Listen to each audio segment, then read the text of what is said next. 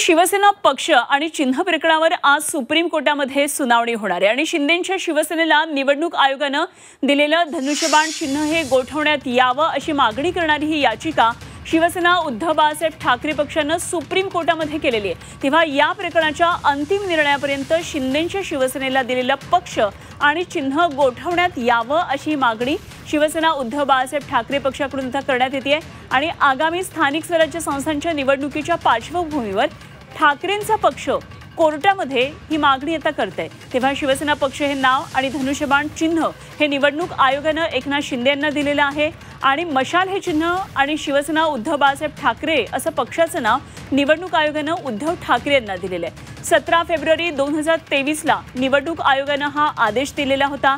तेव्हा निवडणूक आयोगाच्या या निर्णयाला शिवसेना उद्धव बाळासाहेब ठाकरे पक्षानं आक्षेप घेतला आणि सुप्रीम कोर्टात धाव घेतलेली आहे। तेव्हा या प्रकरणामध्ये आज सुप्रीम कोर्टामध्ये सुनावणी कशा पद्धतीने पुढे जाते, सुप्रीम कोर्ट या संदर्भात शिंदे गटाला आज काही निर्णय देता आहे का किंवा काही दुरुस्ती सुचवते का, या संदर्भातले काही आदेश देते का, हे सुद्धा बघणं महत्त्वाचं ठरणार आहे। आणि या संदर्भात आणखी सविस्तर माहिती जाणून घेऊया। आमच्या प्रतिनिधी उर्वशी खोना सध्या आपल्याबरोबर जोडल्या गेल्या थेट दिल्लीमधून।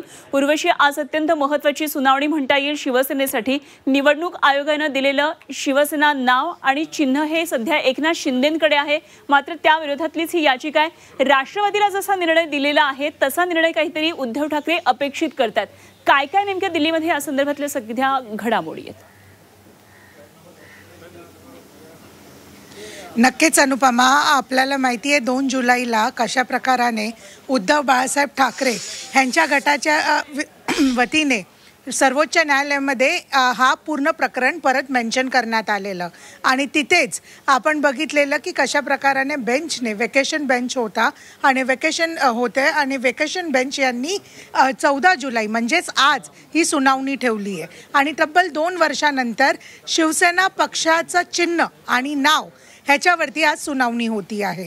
नेमकं जे पार्श्वभूमी दिली गेली, कोर्टात जे सादर केलं गेलं उद्धव बाळासाहेब ठाकरे यांच्या वतीने, ते म्हणजे स्थानिक स्वराज्य निवडणूक जे होणार आहेत त्याच्या पार्श्वभूमीवर हे सांगितलं गेलं की शिवसेना हा जो नाव आहे, शिवसेनाचा जो चिन्ह आहे, हे सगळं कुठे ना कुठे इमोशनली आणि भावनात्मक लेवलवर जे आहे उद्धव बाळासाहेब ठाकरे आणि त्यांच्या ग्रुपला कुठे ना कुठे जुडलेला आहे आणि म्हणून आता येणाऱ्या काळात ज्या निवडणुकी होणार आहेत त्याच्यावरती प्रभाव कुठे ना कुठे पडू नये आणि म्हणून ते एकनाथ शिंदे यांनी वापरण्यात नकार त्यांना द्यावं असं उद्धव ठाकरे यांच्या गटाच्या वतीने जे आहे सुप्रीम कोर्टात ही सुनावणी आहे। आज नेमकं 10:30 वाजता जेव्हा सर्वोच्च न्यायालय बसणार आहे तेव्हा नेमकं काय निर्णय येतं, इन्स्ट्रक्शन्स काय येतात सुप्रीम कोर्टाकडून, त्याच्यावरती लक्ष आहे।